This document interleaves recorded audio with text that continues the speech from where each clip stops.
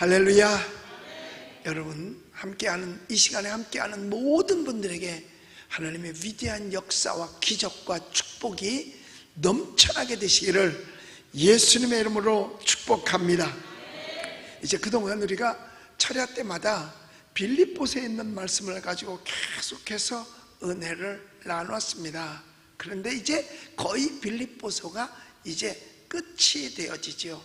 그래서 남은 여러 가지 미덕들을 한데 묶어서 이제까지 말씀드린 교훈들을 이 빌립보서를 통해서 우리에게 재권면하고, 또 아울러서 이 권면의 말씀을 통해서 우리가 은혜를 받고 빌립보 교회 성도들 같이 칭찬받고 승리하는 여러분들이 다 되시기를 예수님의 이름으로 축복합니다. 어떤 분은 말하기를 성경은 거울이니 마음의 자태를 비춰서 반사해서 고쳐라. 그러니까 거울을 보는 것은 고치기 위해서 거울을 보잖아요. 화장할 때도 거울을 봐요. 잘못됐으면 고칩니다. 루즈를 바르다가 어떻게 해가지고 여기에 빛이 올라가면은 안 되니까 눈썹을 바른다 그래, 그린다 그래.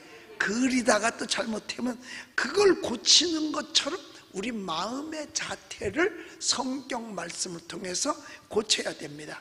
또 어떤 분은 말하기를 성경은 빵이다, 또 떡이다라고 이야기합니다. 그러므로 영의 생명의 배부름을 얻으라. 하나님의 말씀을 통해서 생명의 영적인 배부름을 얻으라는 거죠. 또한 성경은 검이다. 그러니까 무기로 삼아야 된다. 자기의 죄악을 발견하는 대로 배워 버리라는 거예요. 하나님의 말씀으로 무기니까 내 죄악, 남을 치는 것이 아니라 내 죄악을 발견하는 대로 배워 버리라 그래요. 이야기하고 있는 겁니다. 그렇습니다. 성경은 우리의 영과 육 모든 것에 유익한 진리가 이 속에 담겨져 있습니다. 특히 사도 바울은 이 말씀은 우리의 경건한 생활에 또 도덕에 반영이 되어 가지고 더욱 새로운 축복을 받게 하기 위해서 하나님이 우리와 함께 하시는 비결인 도덕적 권면, 즉 바로 사는 생활을 우리에게 가르쳐 준 거예요. 그러니까 사도 바울은 똑바로 살아라고 우리에게 가르쳐 주잖아요. 그래서 제가 지난주에도 설교를 할 때 똑바로 살아라, 시시하게 그렇게 살지 말고 비겁하게 살지 말고 똑바로 살아야 된다는 말씀을 가르쳐 주었습니다. 이제 오늘은 그에 이어서 뭘 말하느냐 하면 무엇에든지 참되라라고 말하고 있습니다. 우리가 전에 말씀을 통해서 배운 것은 뭐냐면 기뻐하고 또 관용하고 염려하지 말고 감사하는 생활을 해야 될 것에 대해서 가르쳐 줬어요. 그런데 이제는 마지막 부분에 가서 종합해서 우리에게 가르쳐 주는 것이 있는데, 첫째로는 무엇에든지 참되어야 된다는 것입니다. 참이라는 것은 언제든지 거짓이 없는 진실하고 선한 것을 말해야 한다는 것입니다. 그 선한 것, 진실한 것을 밝혀주고 그렇게 교훈하고 가르쳐주는 게 바로 뭔지 아세요? 법이라고 하는 것입니다. 오늘이 무슨 날이에요? 재헌절이지요. 그 법은 그 나라 국민을 행복하게 살게 하기 위해서 만들어 놓은 겁니다. 불이익을 당하지 않고 악한 사람들한테 해를 입지 않고 살게 하기 위해서 만드는 게 법인데, 어떻게 보면 이 법이 해를 더 갖다 주는 경우들도 있어요. 그래서 제가 오늘 이런 얘기를 했습니다. 재헌절, 법을 만드는 날이다. 그래서 재헌절이 돼야 되는데 사람의 자유를 제한하는 제한절이 되어서는 안 되겠다라는 이야기도 했습니다.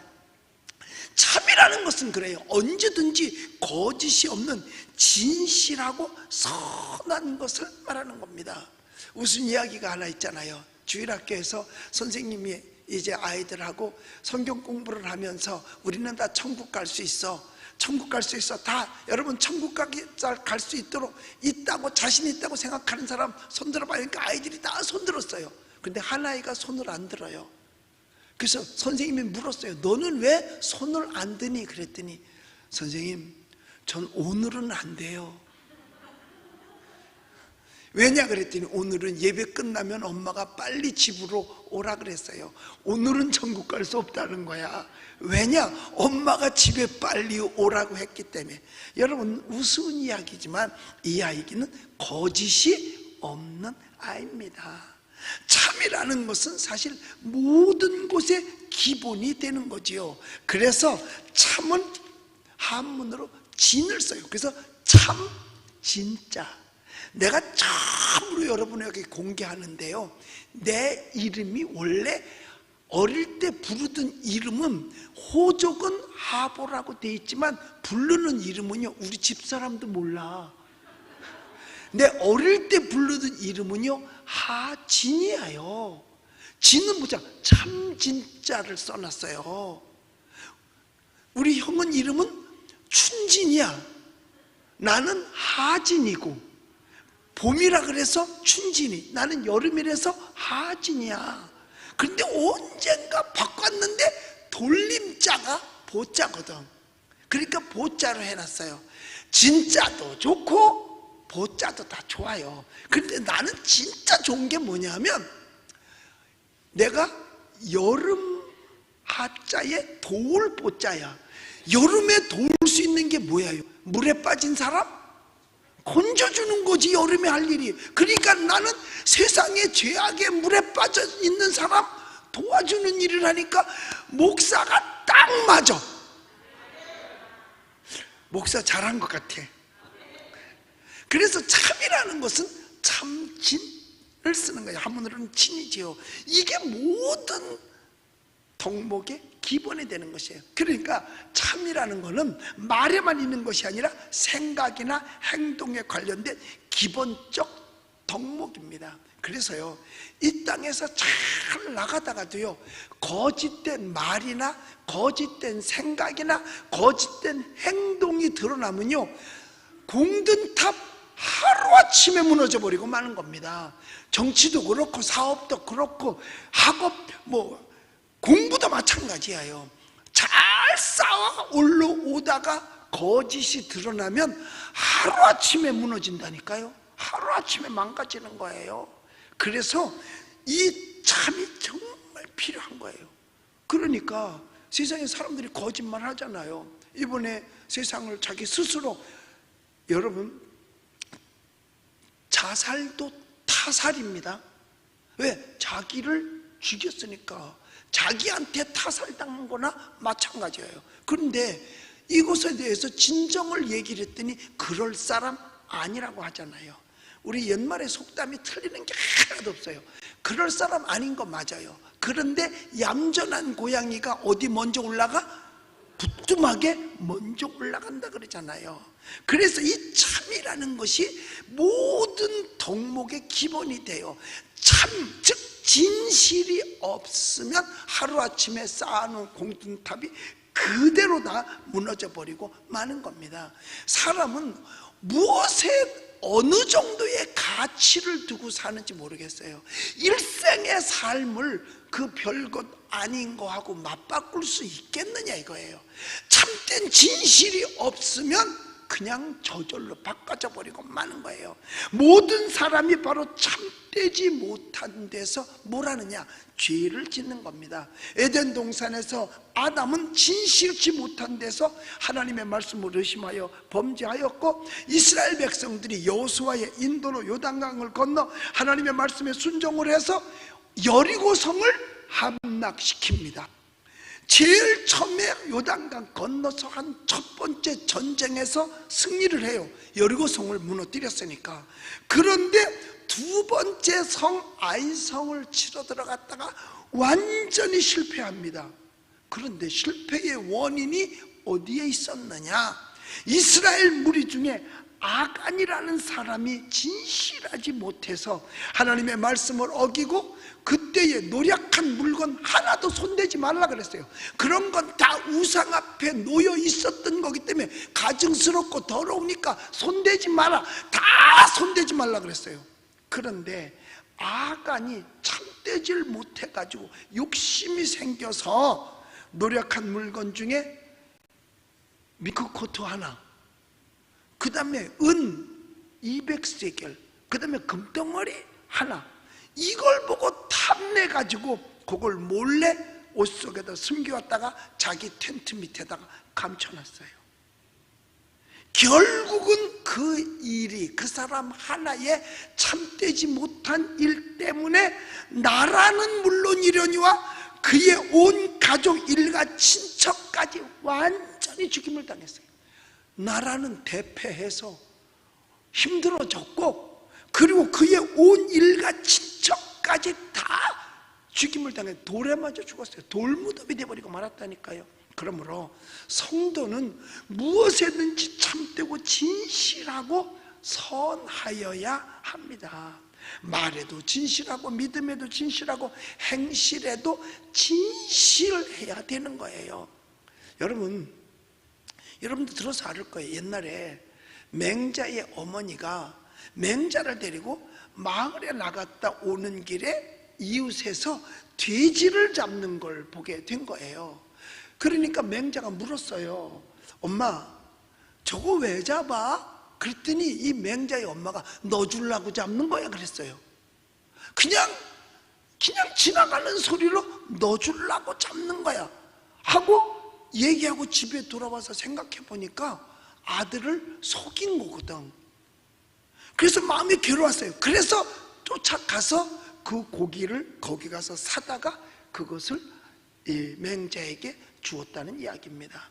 이 이야기는 모자간의 진실의 중요성을 알려주고 있는 것입니다. 이런 것 하나도 진실해야 되는데, 집에서 엄마 전화 왔어, 누군데 잘 모르겠어, 이러는 거야. 그때 엄마가 뭐냐면 없다 그래. 그럼 걔가 뭐라 그래요? 저기요, 우리 엄마가 그러는데 없다 그러라는데요. 이런 작은 것 하나에서도 사실 우리는 참이 없어, 진실되질 못하다, 그 말입니다. 그러므로 우리는 우리의 삶 속에서 정말 모든 덕목의 기본이 되는 참 중요한 걸 알아야 돼요. 또한 선한 것조차도 이것도 참이야요.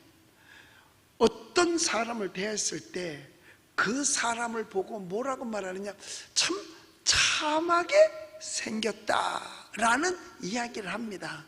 여러분 그냥 말은 하지 마세요. 옆 사람 한번 보세요. 참 참하게 생겼죠. 한번 보시라니까요. 어떻게 참 참하게 생겼죠. 그렇죠? 이 참하게 생겼다는 게 뭐냐 이거예요. 각시를 데려오면 옆 사람들이 그래요. 그 각시 참 참하게 생겼네, 그 말이에요. 이 참하다는 속에는 진실하게 생겼다, 선하게 생겼다, 거짓 없고 악의가 없이 생겼다라는 말이 아닐까요? 여러분, 죄송한 얘기지만 눈이 위로 확 올라간 사람도 있어요. 눈이 위로 찢어진 사람들이요. 그런 사람은 이상하게 참하다 소리를 안 하더라고.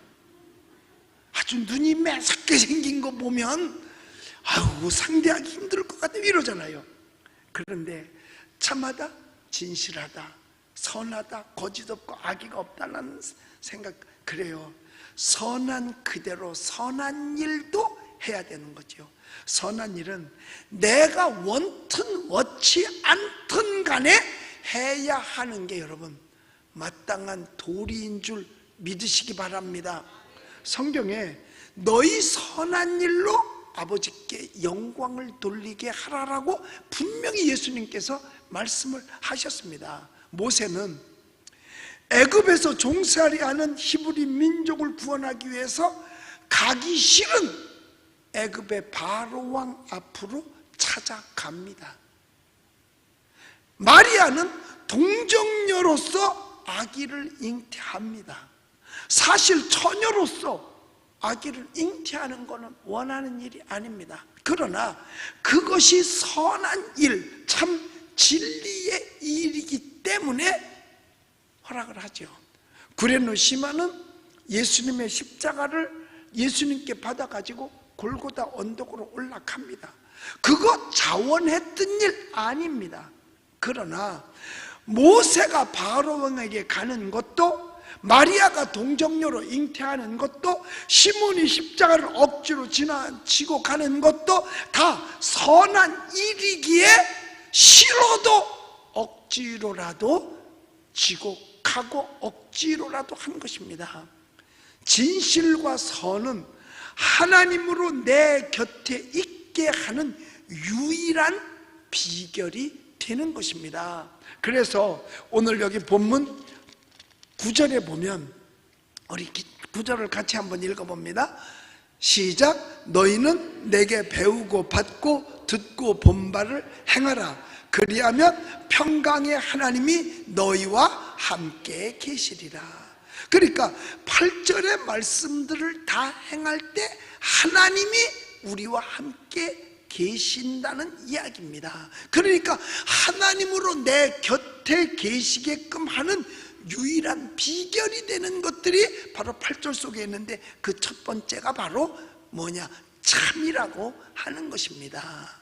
그래서 여러분, 잘못된 자에게 진실을 말해주는 것도 선입니다. 억지로라도 해줄 수 있어야만 하는 겁니다. 아유, 괜히 그 말했다가 사이만 나빠지면 어떡해? 왜 내가 더운 밥 먹고 식은 소리를 왜 해?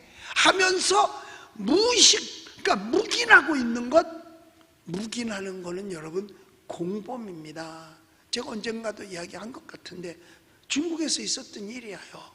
그런데 여자가 운전수야. 그런데 이제 중국은 워낙 땅덩어리 하니까 먼 길을 이제 사람들을 태우고서 가게 됩니다. 가는데 웬 두 사람이 차를 세우는 거예요. 그러니까 정거장은 아니지만 워낙 먼 길이니까 차를 세워서 태워줬어요. 그런데 태워줘서 조금 가다가 두 사람이 바로 강도로 돌변해가지고 어떻게 하느냐, 그 강도인데 더러운 강도야. 돈을 뺏는 강도가 아니고, 그 여자가 운전수니까 여자 운전사를 겁탈하려고 때리면서 강제로 끌고 차에서 내려가는 거지. 그런데 그때에 한 젊은이가 그걸 말립니다. 그 안에 많은 사람들이 있었는데 아무도 말리지 않고 그 사람 젊은이 혼자서 말리는 거예요. 그랬더니 말렸더니 그 두 강도가 그 젊은 남자를 얼마나 두들겨 패는지 몰라요. 그리고 그 운전하는 여인을 끌고 가서 어디로 가서, 그러니까 이제 자동차는 멈췄죠.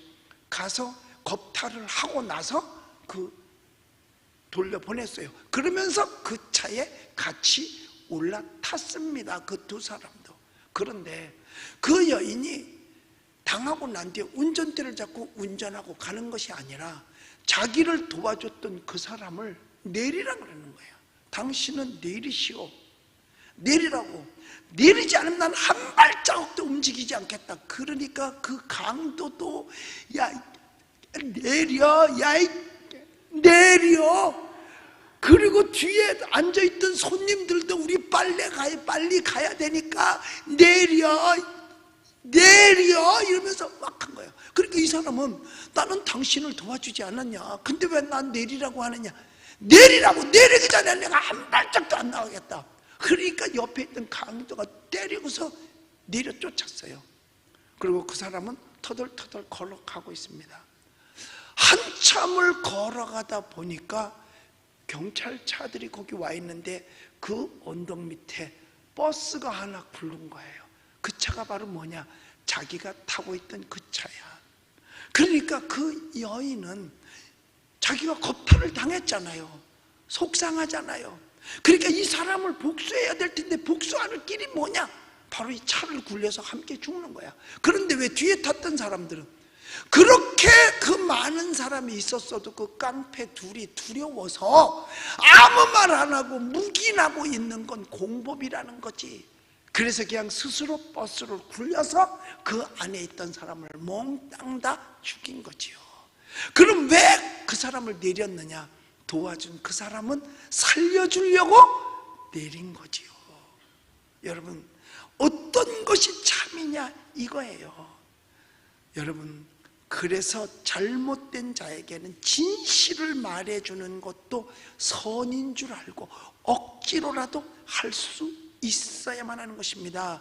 가만히 있으면, 묵인하면 그건 공범이 되는 거예요. 잘못한 걸 보고도 뒷짐짓고 있으면 공범이 되는 거라니까요. 그러니까 예배 드릴 때 옆에서 졸면 어떻게 해야 돼? 그냥 내버려 두는 건 공범이야. 그럼 어떻게 해야 돼? 그 사람이 기분 나빠할 망정 어떻게 해야 돼요? 깨워야지요. 처음에 이렇게 건드려서 안 깨. 그러면 깨워야죠. 여러분, 그래서 첫째가 뭐냐? 모든 것에 참이다. 그런데 묵인하면 같이 거짓된 것이라는, 참이 아니라는 것도 우리는 알아야 하는 것입니다. 묵인 가장 비겁한 거죠. 그 다음에 두 번째로 무엇에든지 경건하며 라고 말씀하고 있습니다. 경건은 바로 믿음의 덕의 강령이요, 진리의 주축이 되는 거지요. 여러분, 사람으로 하여금 하나님을 경외하며 하나님의 뜻을 준수하고 거룩한 생활을 할 수 있는 게 다 어디서 나오는 거냐? 경건에서 나오는 거예요. 조양한 것하고 경건한 것하고는 비슷한 것 같지만 다릅니다. 많은 사람들이 조용한 것을 경건한 것이라고 아는데 그것은 아닙니다. 디모데후서 3장 5절에 보면, 우리 디모데후서 3장 5절을 같이 읽어봅니다. 시작. 경건의 모양은 있으나 경건의 능력은 부인하니 이 같은 자들에게서 네가 돌아서라. 경건의 모양은 있으나 경영의 능력을 부인하는 자니 이 같은 것에서는 돌아서라는 거예요. 예수님께서 바리새인들을 책망하셨습니다. 그런데 왜 그랬는가 봤더니 이 바리새인들은요, 경건의 모양만 있어요. 걸음걸이도 남이 볼 땐 거룩한 것 같아. 걸음걸이를 아주 천천히 걸어. 그러면요, 나는요 조금 더 경건한 사람이 아니야. 난 뛰어댕기거든. 그러니까 방정맞아 보이지. 경건하려면 그래도 천천히 걸어가야지요. 그런데 이 바리새인들이 걸음걸이도 그렇고 성전에서 서서 하나님을 우러러하면서 자기의 거룩성을 이야기를 합니다. 그렇게 했어도 예수님은 저들을 칭찬하지 않으셨어요. 그런데 그 앞에서 몸둘 바를 몰래 하며 통곡하면서 나는 죄인이라고 고백하고 울면서 조아려 기도하던 세리를 오히려 예수님께서는 칭찬하셨습니다. 그러니까 전자는 경건의 모양만 있는 것이고 세리는 하나님을 섬기는 경건의 실체였던 거예요. 그래서 디모데후서 4장 7절과 8절까지 보면 망령되고 허탄한 신화를 버리고 오직 경건에 이르기를 연습하라 라고 되어 있어요. 육체의 연습은 약간의 유익이 있으나 경건은 범사에 유익하니 금생과 내세에 약속이 있느니라 라고 말했습니다. 경건의 마음은 모양이 아니라 실제적으로 하나님을 두렵고 떨리는 마음으로 내 마음을 다 들여서 진실하게 회개하고 하나님을 절대적으로 내 죄를 사해 주실 분으로 믿고 그분의 뜻에 따르는 것, 그러니까 나를 제물로 드리는 것이 참된 경건이라는 거예요. 그래서 디모데후서 3장 16절에 보면 이렇게 되어져 있습니다. 크도다. 우리 같이 읽어봅시다. 시작. 모든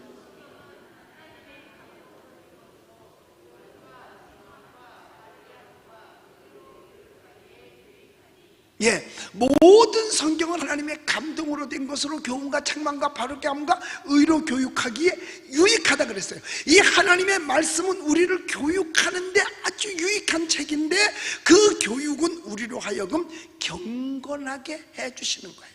경건의 비밀이요, 여러분, 경건을 굉장히 강조하고 있는 것입니다. 물론 예배에 조용하고 또 엄숙하게 해야죠.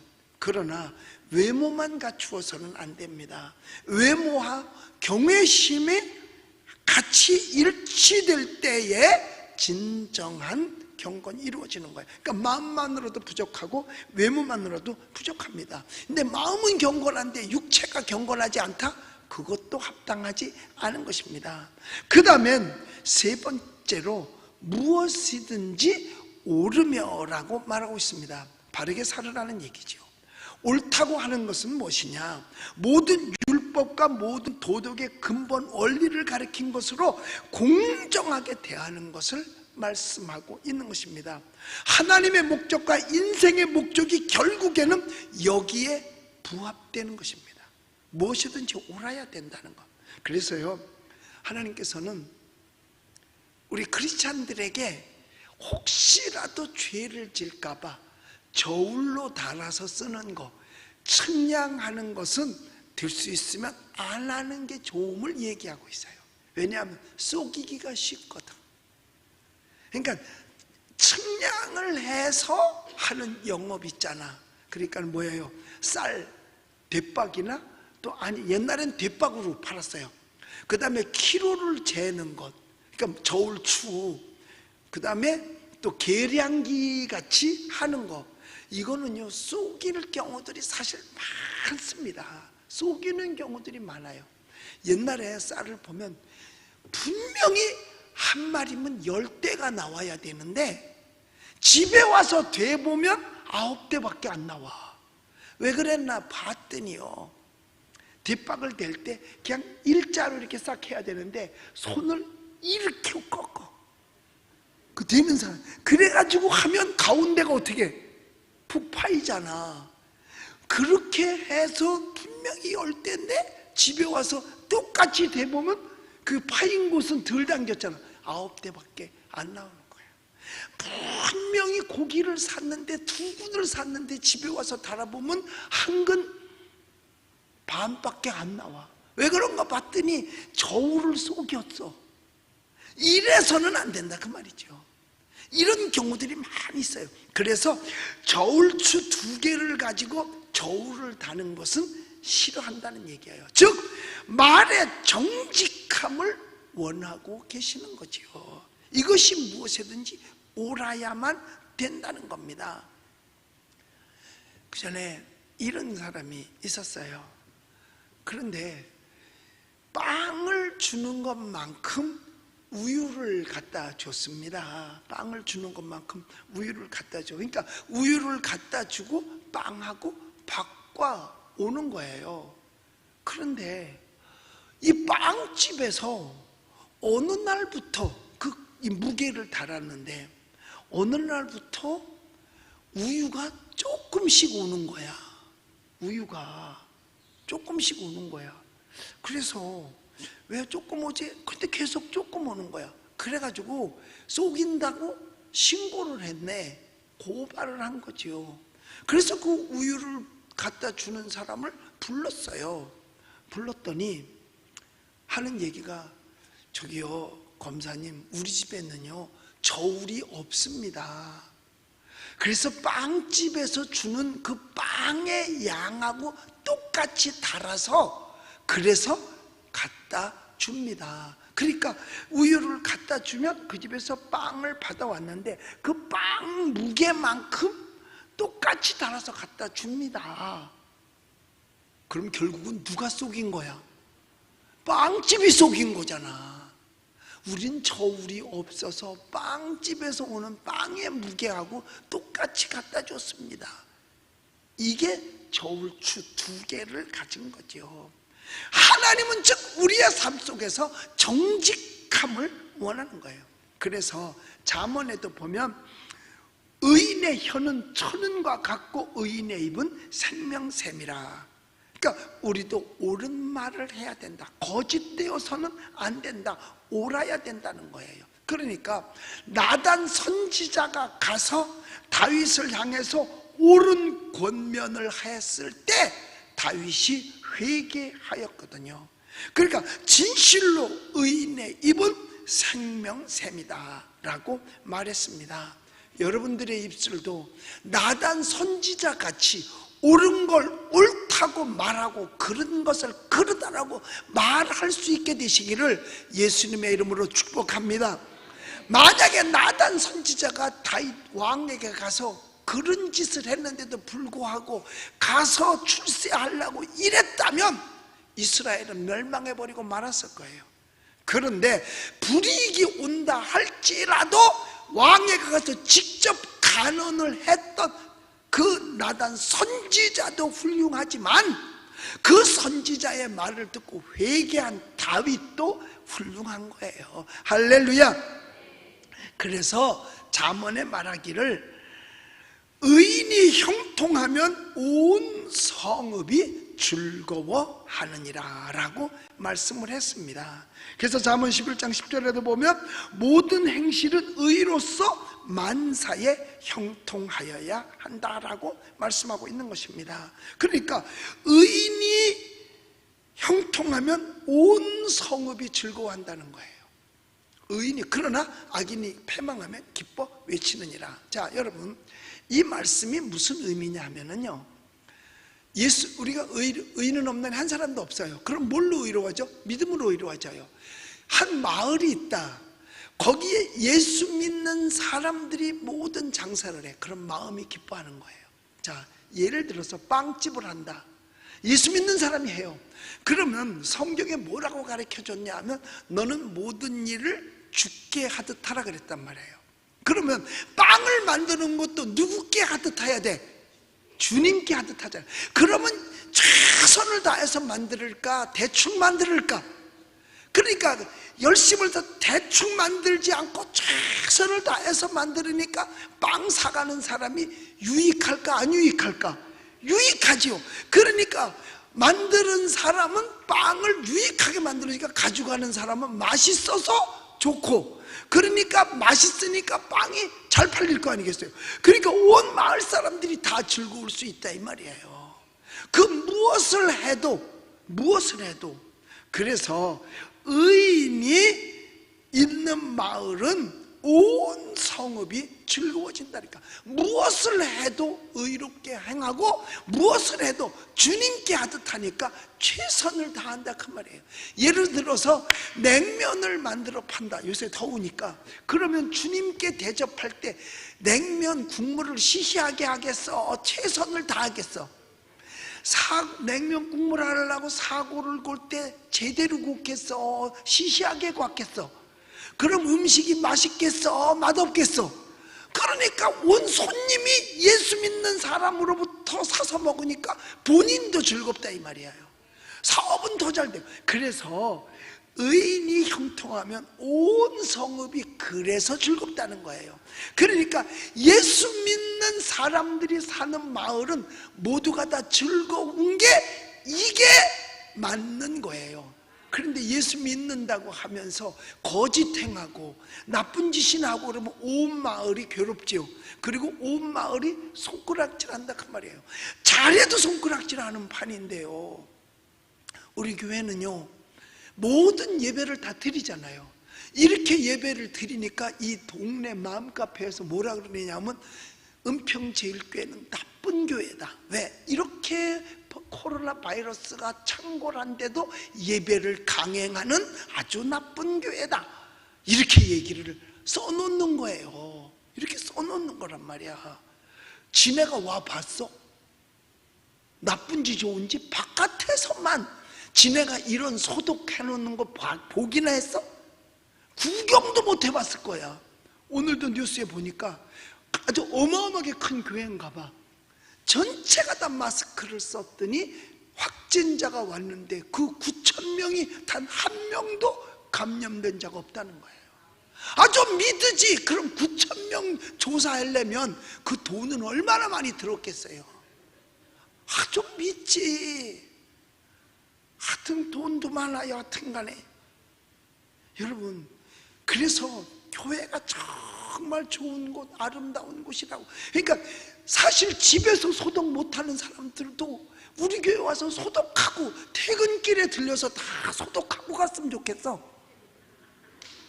퇴근길에 들어와서 소독하고 가십시오. 그러면 하루 종일 그 오만 잡군데 다 돌아다니고 마지막에 지하철 타고 내렸는데 소독 언제 받아봤겠어? 손이나 뭐 씻었을까?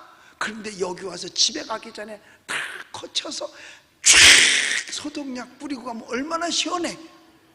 맨살에 맞으면 진짜 시원해요. 그리고 집에 가면 정말 좋잖아.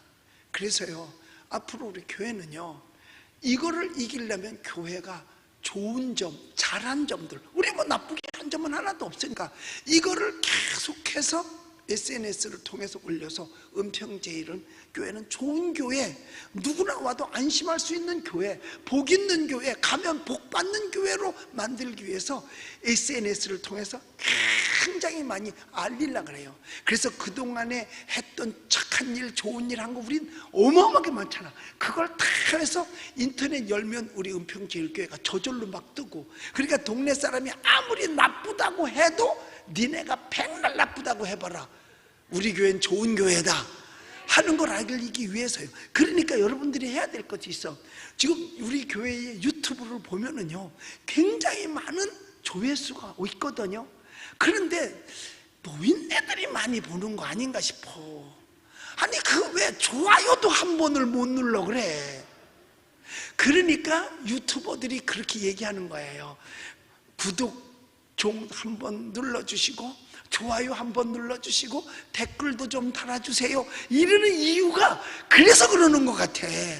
그런 얘기를 한 번도 안 했더니 실시간에 참여할 때는 댓글도 올라오는데 딱 끝나서 업로드를 시키면은요, 그 다음에 딱 끊어지는 거야. 그냥 들여다보고만 가. 아니 뭐 들여다본데 우리가 돈 받아? 돈도 안 받는데 왜 그까지 좋아요를 한번 못 눌러주냐고. 돈도 안 받는데. 그리고 댓글 다는 게 뭐가 힘들어? 참 은혜 받았습니다 하고 댓글을 달면 되잖아. 업로드. 이게 실시간에 다른 댓글은요, 실시간 딱 끝나면 다 없어져 버려. 그 뒤에 오는 사람은 다 공짜로 보고 가. 공짜로. 좋아요도 안 누르고. 그리고요, 딱 우리 교회 실시간 틀기만 하면 들어보지도 않고 나빠요를 무조건 한 명이 눌러. 내가 보니까. 아니 뭘 들어보고. 그건 분명히 이 동네 마음카페 같아. 그러니까 무조건 열고 나서 싫어요야? 그게?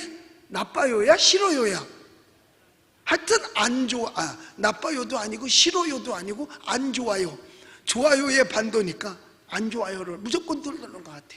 여러분, 업로드, 하여튼 우리 예배당 예배 드리는 모든 설교는 예배 끝나고 30분만 지나면 업로드가 돼요. 그래가지고 설교만 뜨든지 그래요. 그러면 밑에 있던 댓글들은, 그러니까 댓글이라 그래, 채팅글들은 싹 다 없어지거든. 그 다음에 여러분들이 거기다가 댓글을 달아주는 거야. 그러면 뭘로? 하고 싶은 말 쓰는 거예요. 하고 싶은 말이 없으면 그냥 좋아요, 뭐 매일 좋아요라고 써도 되고, 은혜 받았어요 뭐 이렇게 써도 되고. 이걸 목사가 강단에서 얘기를 해야 되는 거야. 이걸 사실 이런 얘기 할 수가 없어요. 하기야 뭐 한다고 해서 뭐 지옥 가진 않겠지만 말이야. 그런데 이렇게 좀 여러분들이 달아줘. 그리고 지금 온라인으로 예배 드리는 사람도 좀 공짜로 보지 말고 그거 한번 누르기 뭘 힘들어서 그걸 못 눌러줘. 그리고 은혜 받은 사람이 왜 은혜 받았다고 안 쓰는 거야? 수만 명이 들어왔다 가면서. 힘들 것도 없어요. 좀 하세요. 나 좋으라고 하는 게 아니라 교회가 세상 사람들로부터 더 나은 모습으로 보여지고 그들을 제압하려니까 그런 것도 필요하더라니까. 그래서 온라인 예배하는 사람들도 꼭 댓글 좋게 달아주세요. 나쁘게 달지 말고. 여러분, 그래요. 예수 믿는 사람이 있는 곳엔 마을이 좋아야 돼요. 행복해야 되는 거예요. 우리 교회가 있음으로 말미암아 이 마을 사람들이 사실 얼마나 좋습니까? 체육관도 와서 이용할 수 있죠. 박물관도 와서 볼 수 있죠. 교회 생활할 수 있죠. 또 여기서 먼 다른 교회를 다니는 사람은 수시로 우리 교회 와서 기도도 할 수 있죠. 카페를 이용할 수도 있죠. 도서관을 이용할 수도 있죠. 여기 와서 1365도 해서 그 봉사 점수도 따갈 수 있죠.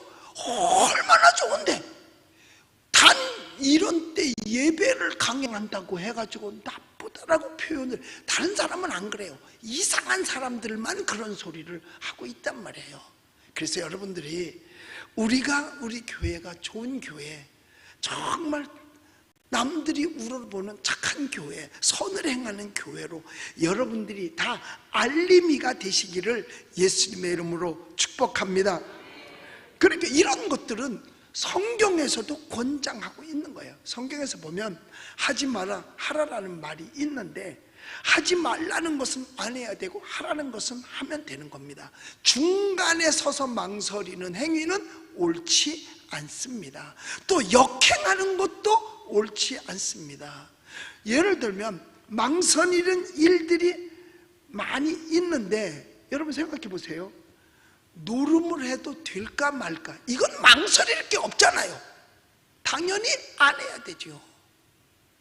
술 취해도 되는 걸까 안 되는 걸까, 이게 망설일 일이야? 하지 말아야죠. 사치를 해도 되나 안 되나, 이것도 망설일 게 없잖아요. 어디는 가도 되는 것일까, 이런 것들에 망설였다면 옳은 것이 아닙니다. 왜? 그것은 옳고 그름도 분별할 줄 모르는 거니까.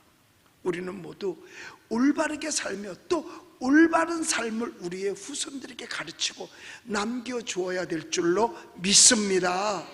그래야 내가 올바로 살았을 때, 우리의 후손들이 나를 보았을 때 우리의 조상, 즉 우리의 아버지, 할아버지, 할머니를 부끄러워하지 않지요. 조상의 잘못 때문에 조상을 부끄러워한다니까요. 어디 가서 입도 뻥끗을 못한다니까요. 장례가 나도 부고장도 못 돌린다니까요. 그러니까 우리는 정말 기념비 될 만한 자랑스러운 옳은 일 하는 여러분들이 되시기를 예수님의 이름으로 축복합니다. 그 다음에 비슷하지만 네 번째로 무엇에든지 정결하며 라고 가르쳐주고 있어요. 정결하다는 말은 깨끗하다는 말인데 그 의미가 심히 넓습니다. 신체상의 정결, 심령상의 정결, 재물 거래상의 정결. 정결치 못할 때 문제가 생기는 거죠. 여러분, 그러니까 여러분 보세요. 정결하지 못한 검은 돈의 오고감, 검은 돈의 오고감, 정상적이지 못한 남녀 인간관계, 이게 얼마나 큰 문제가 되는지 우리는 요즘 세상 돌아가는 거 보면 다 알잖아요. 돈 문제 아니면 다 여자 문제로 다 패가 망신하는 거예요. 그것이 결국은 명예도 땅에 떨어뜨리고 가정도 파괴시켜버리고 마는 것입니다. 그래서 여러분, 옛날 구약 시대에 하나님 앞에 제사를 드릴 때 짐승을 잡아서 제사를 드렸는데, 그때 그 짐승도 어떤 짐승으로 잡았는지 아세요? 정결한, 그리고 흠없는 짐승을 잡아서 하나님 앞에 예물로 드렸어요. 정결하고 흠 없는 것이야만 했습니다. 그것만이 하나님 앞에 정결한 제물이 될 수 있었으니까요. 그러나 이제는 사실 그런 제물은 필요가 없어졌죠. 예수께서 십자가상에서 인류를 대신해서 단번에 제물이 되어 주셨기 때문에. 그래 예수님께서는 짐승을 대신해서 우리를 향하여 네가 거룩한 산 제물이 되라고 말합니다. 그러니까 우리가 희생 제물이 되기 위해서 정결해야만 되는 거예요. 죄값은 사망이잖아요. 짐승이 대신 죄값으로 죽어줬잖아요. 그 때문에 죄가 사함받게 되었는데, 이제는 제물 대신에 입술의 회개를 통해서 죄사함을 얻는 거예요. 그럼 우리는 뭘로 정결하게 되느냐? 입술의 회개를 통해서 정결하게 될 수 있는 겁니다. 호세아서 14장 2절에 보면은요, 그 말씀이 나와 있습니다. 여러분 보세요. 우리 같이 읽어봅니다. 시작. 너는 말씀을 가지고 여호와께로 돌아와서 아뢰기를 모든 불의를 제거하시고 선한 바를 받으소서. 우리가 숫송아지를 대신하여 입술의 열매를 주께 드리리이다. 이 말은 바꿔 말하면 숫송아지가 제물인데 그 제물을 대신해서 입술로 대신한다는 거예요. 그러니까 내가 하나님 앞에 회개 기도를 할 때에 그것이 곧 숫송아지를 제물로 바치는 거하고 똑같다는 거예요. 할렐루야. 얼마나 감사해요. 그 전에 하나님 앞에 나올 때마다 다 짐승을 끌고 와서 대신 죽여야 되는데, 그렇다면 지금도 바깥에는 막 염소, 양, 소로 꽉 차 있어야 돼요. 그럼 나는 가서 그거 죽이러 쫓아다녀야 돼, 제물 바치려고. 그런데 이제 예수께서 우리를 대신해서 십자가에 달려 피 흘려 주셨기 까닭에 이제는 더 이상 우리가 그 짐승을 필요로 하지 아니어도 돼요. 피 흘리지 않아도 돼요. 입술로 대신할 수 있다는 겁니다. 그러므로 우리가 입술의 회개로 죄사함을 얻어서 회개한 정결한 제물로서 우리 자신을 하나님께 드려 예배하는 거지요. 그러므로 우리는 늘 회개를 통해서 언제나 하나님 앞에 설 때마다 정결하게 되시기를 예수님의 이름으로 축복합니다. 그 다음엔 무엇이든지 사랑하면 하며라고 말씀했어요. 그리스도인의 성품이 사랑이잖아요. 고상함과 겸손함과 자비 등이 자연히 사람들의 사랑을 유발시키는 거예요. 그러므로 성도는 사랑의 화신이 되어서 누구에게든지 사랑받아야 하겠고, 누구든지 사랑하는 자가 되어서 무엇이든지 사랑할 만한 존재, 사랑받을 만한 존재가 되어야 된다는 거예요. 이미 성도는 예수님으로부터 사랑을 받았습니다. 성도는 값없이 받은 사랑을 또 값없이 나누어 주어야 하는 거죠. 이것이 성도의 의무이자 특권입니다. 그래서 우리 복음성가에도 보면 우리가 이 세상에 태어났을 때를 가리켜서 당신은 사랑받기 위해서 태어난 사람이라고 그러잖아요. 또 고린도전서 13장에서 보면 사랑이 없으면 이 세상에 가지고 있는 것 아무것도 아니라고 그랬어요. 사랑이 없으면 능력도 믿음도 방언도 예언도 다 헛것이라고 그랬어요. 그러면 사랑을 나눠주기 위해서는 인내와 온유, 시기를 금지하고 자랑을 금지하고 내 유익을 취하지 아니하고 성내지 않고 교만하지 않고 함부로 막대해서는 안 된다라고 고린도전서 13장에서는 말씀하고 있습니다.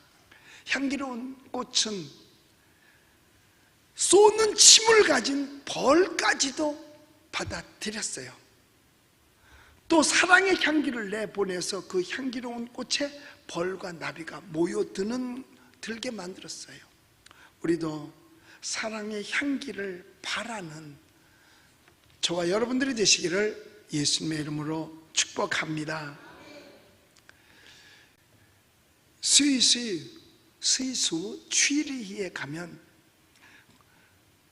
공원이 하나 있는데 그 공원 이름이 페스탈로찌라고 하는 공원이라 그래요. 빈민가에 덥수룩한 할아버지가 매일인가 나와서 땅에서 뭘 줍는 거예요. 그래서 자루에다 담고 자루에다 담는 거예요. 그래서 이상해서 경찰관이 당신 뭐 하는 사람이요? 그 속에 뭐가 있어? 하고 물었어요. 그때 별거 아닙니다. 아무것도 아닙니다. 그랬더니 아무것도 아니라고 하니까 억지로 열어봤어요. 봤더니 거기 유리 조각이 그 자료에 칵 들어있는 거예요. 그래서 이게 도대체 뭐예요? 했더니 그때 당시는 다 어려운 세대니까 아이들이 맨발로 마당에 나와 길에 나와 뛰니까 아이들 다칠까봐 그 유리를 지금 내가 다 이렇게 주워서 버리려고 자루에 담고 있는 겁니다. 바로 그는 아이들을 사랑하는 마음으로 그 유리 조각을 주워서 다 버린 거예요. 그래서 그 사람의 이름이 여러분들도 기억할 수 있는 베스탈루치라고 하는 사람이죠. 그는 아이들에게 사랑을 베풀었는데 뭘 나눠줘서 베푸는 것이 아니라 그 유리 조각을 주는 것을 통해서 사랑을 베풀어 준 겁니다. 꼭 주어야만이 사랑이 아니더라는 것을 우리에게 가르쳐 준 거죠. 그래서 우리도 이런 사랑 갖고 나가야 될 줄로 믿습니다. 그 다음에 무엇이든지 칭찬할 만하며 라고 말했어요. 여러분, 사도 바울은 빌립보 교인들을 향해서 너희가 나의 기쁨이요 면류관이라 그랬고요, 데살로니가 교인들을 향해서 뭐라 그랬냐면 너희는 우리의 영광이요 자랑이다 그랬어요. 그러니까 빌립보 교인들하고 데살로니가 교회 교인들을 향해서 굉장히 칭찬을 해줬습니다. 그것처럼 바로 우리 은평제일교회 여러분은 저희의 기쁨이요 저희의 면류관이요 저희의 영광이요 저희의 자랑이 된 줄로 믿습니다.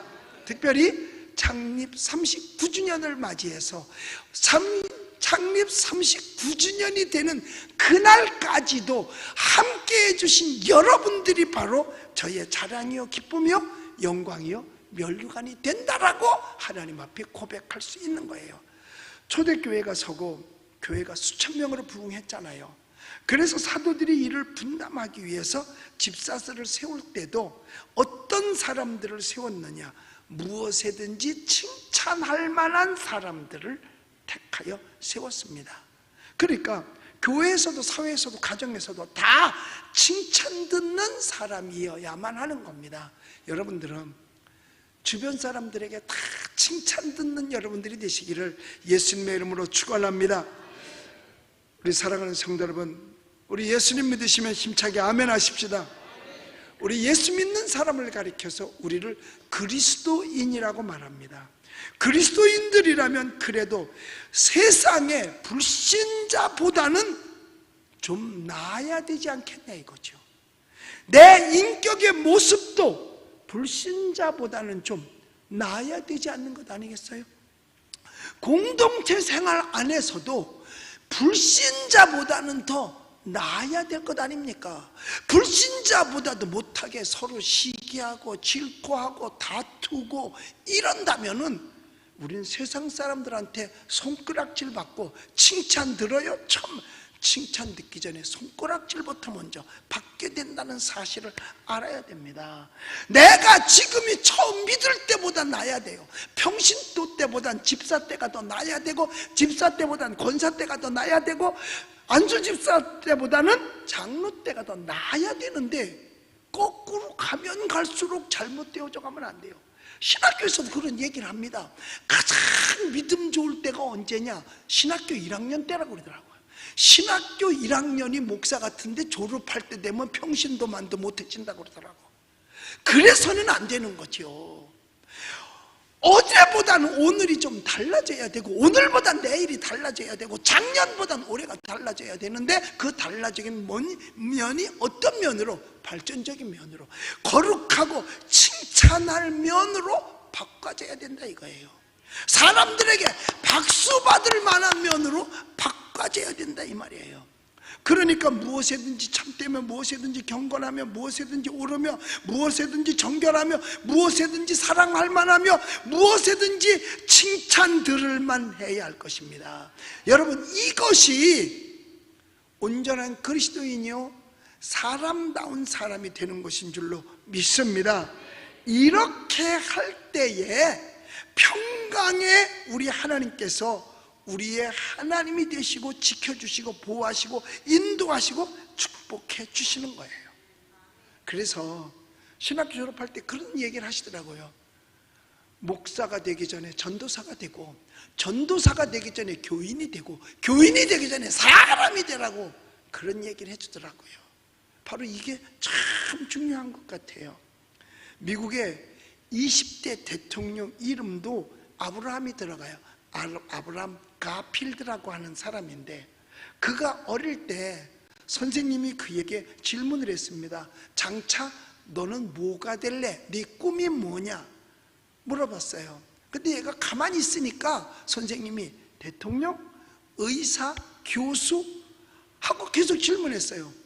그때 그 가필드가 얘기합니다. 나는, 그리고 아무 말도 안 하고 있었습니다. 그래서 선생님이 다시 물어봤어요. 가필드, 넌 뭐가 될래? 라고 했습니다. 그때 이 가필드가 뭐라고 그랬냐면 I will become a person 그랬어요. 이 말은 무슨 말이냐? 나는 사람이 될랍니다. 이럴 때 반 아이들이 다 그 아이를 보고 손가락질하면서 깔깔거리고 웃었어요. 그런데 선생님이 물어봤어요. 그게 무슨 뜻이니? 예, 사람다운 사람이 되어보겠다는 뜻입니다. 사람답지 못하면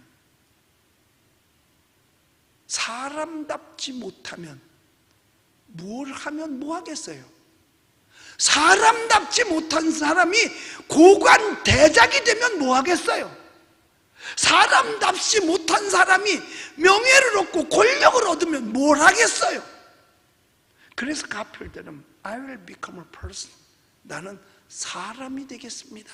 사람다운 사람이 되겠다는 거예요. 그랬을 때 웃던 아이들도 고개를 숙이고 다 숙연해지더라는 거예요.